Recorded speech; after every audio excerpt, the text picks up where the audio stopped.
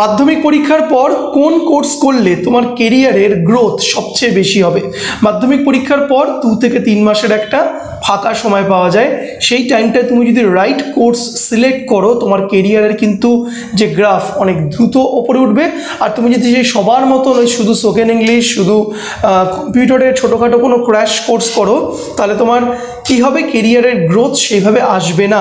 দেখো, English, computer এগুলো অবশ্যই জানা উচিত, এগুলোর আমি বিরুদ্ধে কথা বলছি না, বাট কেরিয়ারের অ্যাসপেক্টে 2 থেকে 3 মাসের যেই সময় বা ডিউরেশন, সেই 2-3 মাসের মধ্যে এই কোর্সগুলো খুব রাইট কোর্সেস নয় তোমার কেরিয়ারের জন্য।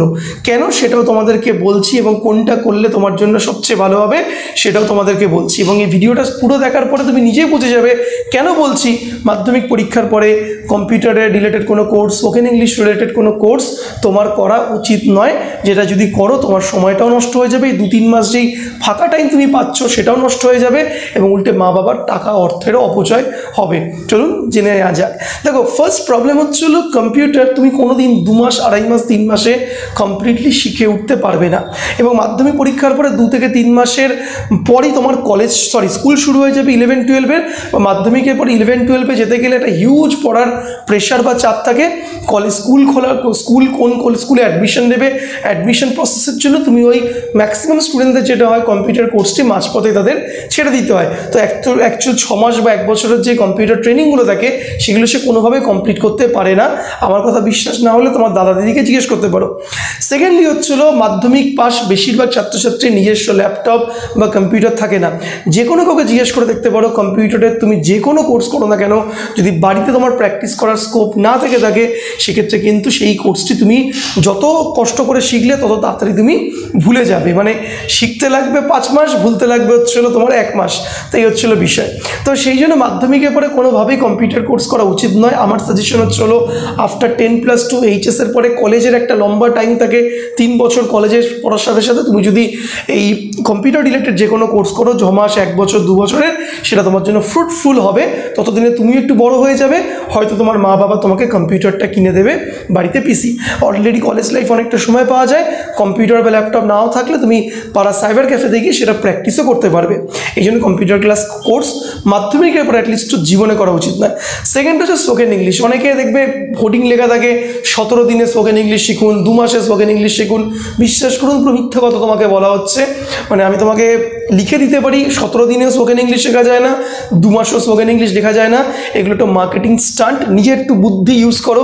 ডন বস্কোতে যে ছেলেটি, এনজিভিএসে যে মেয়েটি পড়ছে 12 বছর ধরে, সে 12 বছরের সাথে তুমি তার সাথে কম্পিট করতে যাবে, মাত্র 2 মাসে তুমি মাত্র সপ্তাহে 1 দিন বা 2 দিন ক্লাস করতে গিয়ে সেরকম ইংলিশ শিখে যাবে। এটা কখনো হয় স্পোকেন ইংলিশে? এটা ভুল ধারণা। স্পোকেন ইংলিশ শেখার জন্য বেস্ট উপায়টা হচ্ছিলো এমন কোনো স্যারের সাথে কথা বলো, দেখা করো, যে তোমাকে 2 মাস 3 মাসে কোনো ম্যাজিকের মাধ্যমে স্পোকেন ইংলিশ তোমার শিখিয়ে দেবে না।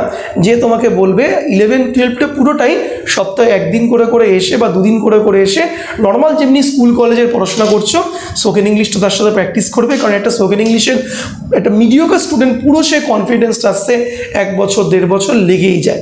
এবং 2 বছর ধরে কেন শিখতে বলছি, তোমার চর্চা এবং প্র্যাকটিসটা থাকবে। তাই কোনো দয়া করে কোনো এই 2 মাস, 3 মাস, 1 মাস, 4 মাস এই জাদুকর স্পোকেন ইংলিশের টিচারের পাল্লায় পড়ো না। ওই একটা এককালীন তোমার থেকে টাকা নিয়ে নেবে, 2-3 মাসে কিছুই তুমি শিখবে না। তো এন্ড অফ দ্য যেটা হবে, ওই টাকাও নষ্ট, সময় নষ্ট।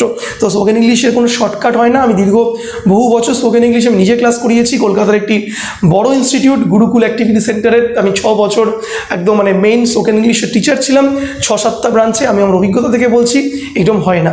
তো এই কোর্সেসগুলো তুমি কম্পিউটারটা উচ্চ মাধ্যমিকে পরে করলে, আর স্পোকেন ইংলিশ শিখলে হচ্ছে তুমি মানে ওটাকে তুমি 2 বছরের প্ল্যান করো।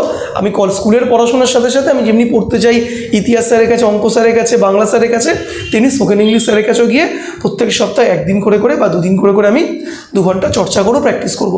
তখনই দেখবে তোমার একটা স্পোকেন ইংলিশ সে স্কিলটা ডেভেলপড হবে ডন বস্কো, এনজিভিএসের ছেলে মেয়েদের মতন।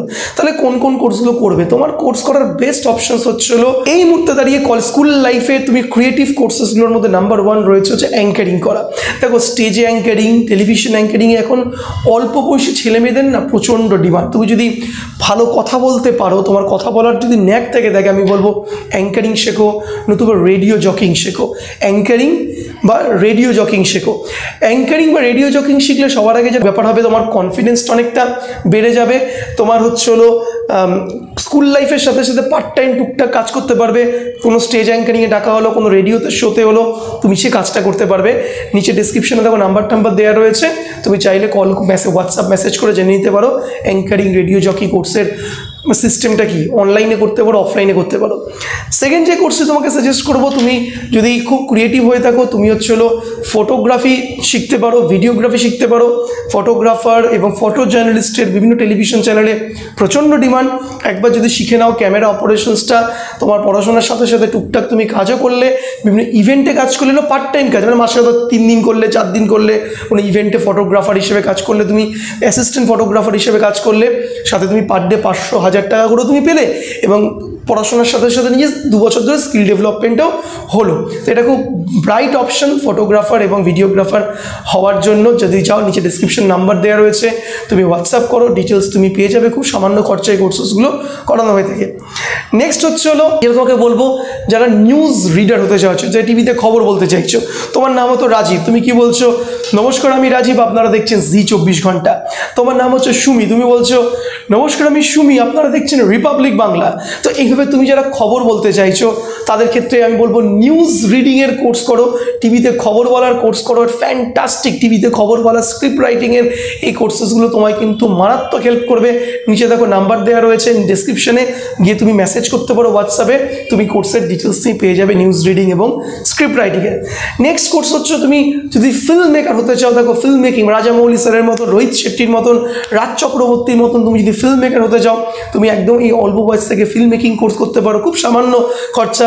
এই কম্পিউটার শিখতে, স্পোকেন ইংলিশ করতে যেমন খরচা লাগে, ঠিক সেরকম খরচায় তুমি করতে পারো। তোমার হাতে মোবাইল রয়েছে, মোবাইল দিয়ে তুমি ছোটো ছোটো ডকুমেন্টারি শ্যুট করতে পারো।